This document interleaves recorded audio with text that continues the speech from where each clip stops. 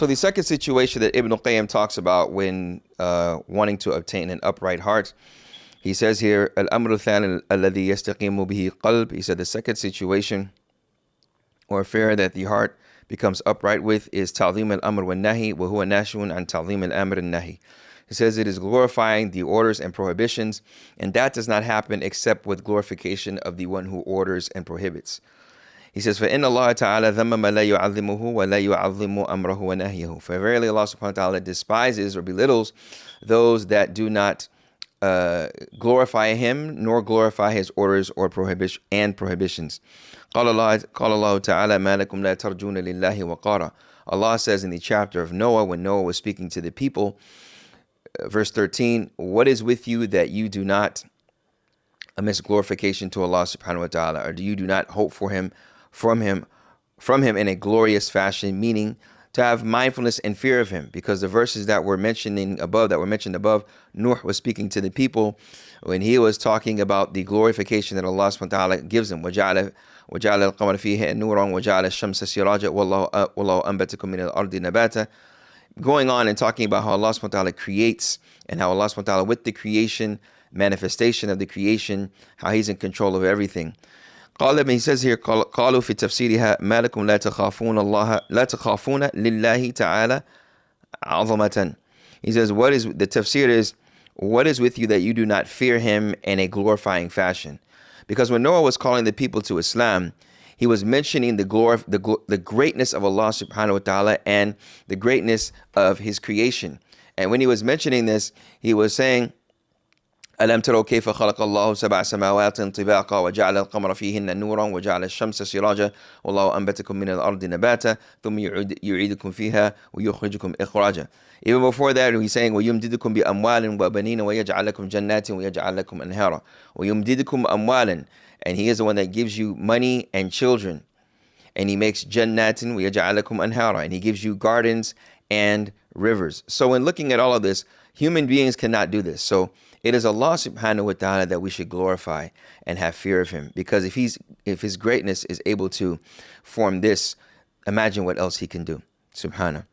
And then Ibn al-Qayyim goes on to say, وَمَا أَحْسَنَ مَنْ قَالَ شَيْخُ الْإِسْلَامِ فِي تَعْظِيمِ الْأَمْرِ النَّهِي. He said, and what is the greatness and what is better than what Shaykh al-Islam says in regards to glorification of the orders and prohibitions? He makes a very comprehensive statement, which Ibn al-Qayyim further breaks down.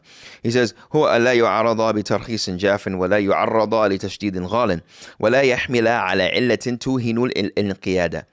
He says here, it is not to basically be negligent and lackadaisical. Tarkhis and jaf. Tarkhis literally comes from the verb rakhas yurakhisu, is to give a form of concession, or to a form of exception due to a particular situation, and a concession to make things easy. So for example, shortening the prayers when traveling is a concession from regular 4 rak'at to 2 rak'at units of prayer, like as we see in Dhuhr or Asr or Isha.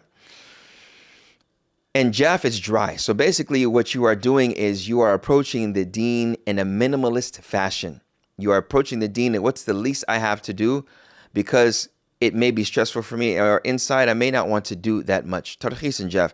Then he says, وَلَا يُعَرَّضَ لِتَشْدِيدٍ غَالٍ. And it is not someone that is basically transgressing and going over the bounds, doing too much, and ordering people to do more than what is obligatory, even recommended upon them. And that is what we call tashdeed, to be radical in your approach. And then he says, وَلَا يَحْمِلَ عَلَى عِلَّةٍ تُوهِنُ الْإِنْقِيَادِ. And to not hold the religion based on some type of characteristic of the ruling that will lessen or weaken the allegiance and practice. And he goes on, he'll speak about it inshallah here. He says, rahimahullah, وَمَعْنَى كَلَامِهِ, and the meaning of his statement, أَنَّ أَوَّلَ مَرَاتِبَ تَعْظِيمِ الْحَقِّ تعظيم أمره والنهي وذلك لأن المؤمن يعرف ربه عز وجل برسالته التي أرسل بها رسول الله صلى الله عليه وسلم إلى كافة الناس. He basically says here that the first level for glorifying al-haq, the truth, which is Allah, is to glorify His orders and prohibitions. And that is because the believer knows that his Lord, he knows that his Lord, birisalati lati, He knows his Lord by the message that was given to the messenger to all of mankind. That's how he knows Allah, by the message. He knows Allah by the message. The risala. Risala literally means letter or message that was given to the Prophet ﷺ. وَمُقْتَضَاهَا لِلْقِيَادِ لِأَمْرِهِ وَنَهِيهِ. And which results in, or the result of that message is to follow the orders and prohibitions. وَإِنَّمَا يَكُنُ ذَلِكَ بِتَعْظِيمِ أَمْرِ اللَّهِ تَعَالَى وَاتِّبَاعِهِ. And verily, this can only happen بِتَعْظِيمِ الْأَمْرِ اللَّهِ وَاتِّبَاعِهِ, can only be with following him, following the orders. وَتَعْظِيمِ النَّهِي وَاجْتِنَابِهِ, and the glorifying of the prohibitions, and by avoiding the prohibitions.